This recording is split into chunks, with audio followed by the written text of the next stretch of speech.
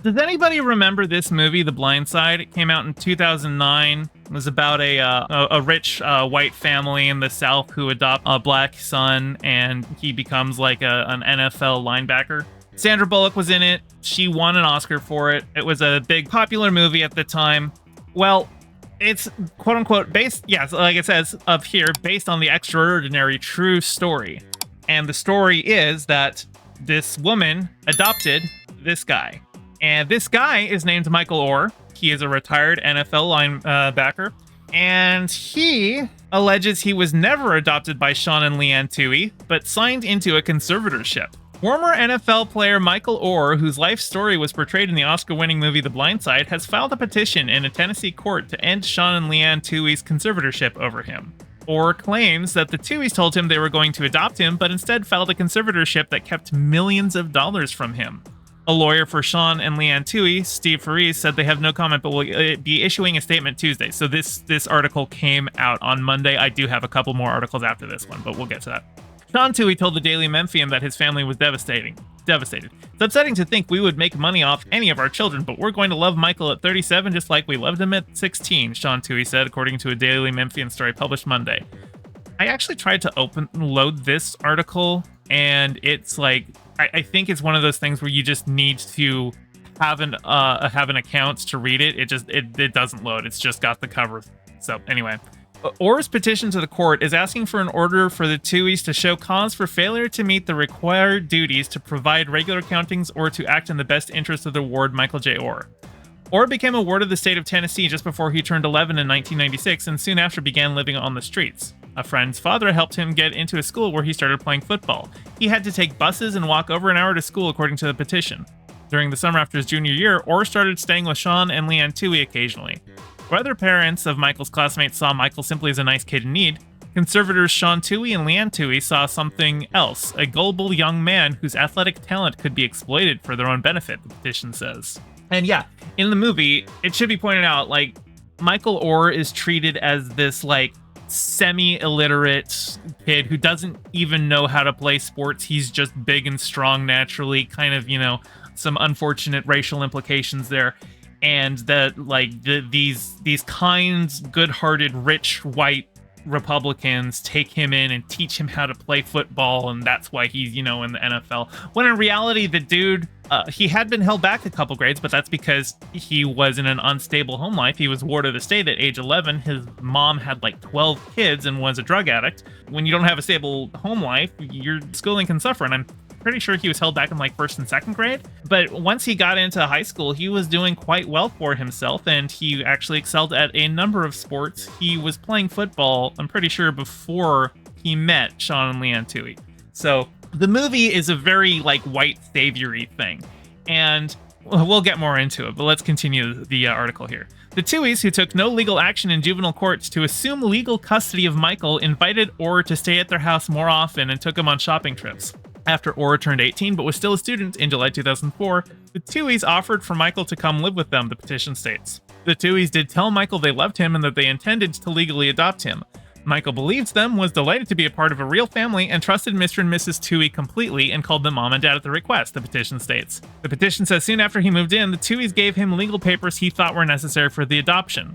Michael trusted the Tooheys and signed where they told him to sign. What he signed, however, and unknown to Michael until after February 2023, so 19 years later, were not adoption papers or the equivalent of adoption papers, the petition states. Instead, the papers appointed Sean and Leanne Toohey his conservators. The conservatorship papers were filed by an attorney so close to the Tooheys that Orr was told to call her aunt, the petition states. Papers requested that the conservatives have total control over Michael Orr's ability to negotiate for or enter any contract, despite the fact he was over 18 years of age and had no diagnosed physical or psychological disabilities, the petition states. The petition says at no point did the Tooheys tell him they would have ultimate control over all his contracts, and Orr was falsely advised by the Tooheys that the adoption would have to be called a conservatorship since he was over 18 but was, for all intents and purposes, an adoption. The petition says the Tooheys have falsely and publicly represented themselves as the adoptive parents of Michael, continuing to the date of the filing of this petition. Around September 2006, the Tuohys negotiated contracts for the movie The Blind Side based on the book based on Orr's life story for themselves and their 2 other children through Creative Artists Agency to each receive $225,000 plus 2.5% of all future defined net proceeds contingent on Orr signing. The movie grossed more than $330 million according to the petition. Orr's agent for the contract was listed as the attorney who filed his conservatorship. Another contract from April 2007 exists that was purportedly signed by Michael Orr, in which Orr gives away his name, likeness, voice, etc. to the movie studio without any payment whatsoever, the petition states. Orr thinks the signature on the contract looks similar to his, but he is not sure if it was forged because he said at no time, ever willingly or knowingly, did he sign a document that explained he would be giving away rights to his name, image, and etc. etc. Petition says, since at least August of 2004, conservatives have allowed Michael specifically and the public generally to believe that conservators adopted Michael and have used that untruth to gain financial advantages for themselves and the foundations which they own or which they exercise control. All monies made in said manner should, in all conscience and equity, be disgorged and paid over to the said ward Michael Orr. I'm not going to finish reading everything in here because I do have some other articles to get into here. But when you look at it from this perspective, when you see that, okay, yeah, obviously his quote-unquote parents, who didn't actually adopt him, as he finds out now, that they were making deals to sell the rights to his life story in which he is portrayed as a bumbling idiot who's only good at football once they tell him how football works, is very white saviory, and it's the exact kind of self-aggrandizement that this kind of Southern Republican rich person would do. It's like, oh, look at this, we got a rags to riches story for this guy, but we helped him do it, so let's paint ourselves as the heroes, because there's nothing that rich white Republicans love more than to try and portray rich white Republicans as, you know, the morally upright kind of people. You've seen stuff like this in The Pursuit of Happiness, which was a Will Smith movie about a guy who was homeless, but then like he went through an internship to become like a stockbroker. In that movie, rich people are always portrayed as good and happy people. And basically all of the bad people in the movie are other people dealing with poverty. And it kind of tells a narrative there, and that's kind of what The Blind Side was also doing. But I would be remiss if I ended the story here, because this was published on Monday, August 14th. It is currently, as of recording, August 17th, a Thursday. And the parents have responded. Tuohy family responds to Michael Orr's allegations of his false adoption. Sean Tuohy, the Tuohy family patriarch, told the Daily Memphian that none of Orr's allegations are true. We didn't make any money off the movie, Tuohy said. The 63-year-old sports commentator told the Daily Memphian he first heard the news of the lawsuit after a friend sent him the article from ESPN, who first reported the story.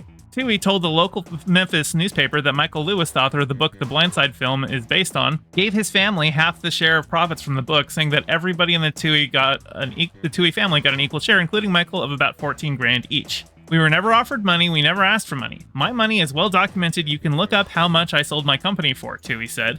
The conservatorship at the center of the petition filed Monday, Tuohy said, had nothing to do with the movie, telling the Daily Memphian it was a way to satisfy the NCAA when it appeared Orr might play football at the University of Mississippi. Michael was obviously living with us for a time, and the NCAA didn't like that, Tuohy said. They said the only way Michael could go to Ole Miss was if he was actually part of the family. Tuohy said he sat Michael down and told him, if you're planning to go to Ole Miss, or even considering Ole Miss, we think you have to be part of the family. This would do that legally. Tuohy said if Orr wants to end the conservatorship now, he would of course be willing to end it. He also told the Daily Memphian that he began to sense a growing distance between Orr and the Tuohys starting a year and a half ago. We're devastated. It's upsetting to think we would make money off of any of our children, Tuohy said. But we're going to love Michael at 37 just like we loved him at 16. What do you mean it's upsetting to think we would make money off of any of our children? You sold his life story. You used the conservatorship to sell his life story. Be very, very, very skeptical of movies that are, quote-unquote, based on a true story that are made to lionize wealthy people, because they love doing that stuff. And here we've got them, apparently, now, this is a ongoing legal proceeding. There are details that I'm sure I don't have this is just my opinion here. Obviously, things could change, but it really looks to me like some rich white folk were using a black kid to boost their own image. The movie even has them being like, oh, well, you're just taking in this black kid so that he can play for Ole Miss because you just want to have your alma mater sports team do well. And they're like, no, we love our son.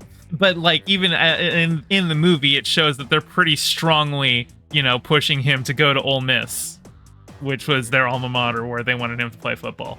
So the whole thing leaves a bad taste in my mouth. And you're going to see some things coming out here. It's going to get ugly, I suspect. I would not be surprised if there was one article where I briefly saw somebody say that like Orr had been like hostile to them for about a decade, and they said it was growing. And I suspect that there's like they were trying to plant the seeds of like, was it CTE, chronic traumatic encephalitis, or whatever it is, the football brain wasting injury. I wouldn't be surprised if they're trying to go that angle. But yeah, The Blind Side, white savior story that turns out to have a much more sinister real story going on. Hey, thanks for watching. I'm trying to get my channel monetized, so your view means a lot. Don't forget to toss me a like and subscribe and ring the bell. I stream every Monday and Thursday at 5 p.m. Pacific, so catch me live and join in on the convo. You can find all my socials in the description below, and thank you to all my patrons with a special shout out to Piftle Cakes and Ryan D. Your support means the world. Catch you next time.